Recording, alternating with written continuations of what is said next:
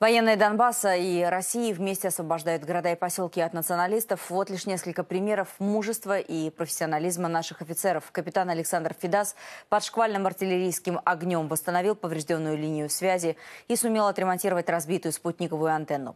Лейтенант Тимур Калимулин, двигаясь в составе колонны, заметил диверсионную группу противника, которая в разы превосходила по силам. Благодаря грамотно организованной обороне российские военные сумели обратить националистов в бегство. 2 минометных расчета были уничтожены. Танковая рота капитана Раиля Габдрахманова, освобождая город, прорвала оборонительный рубеж радикалов и подорвала 3 вражеских танка. А когда противник попытался перейти в контратаку, ликвидировала еще 2 его боевых машины.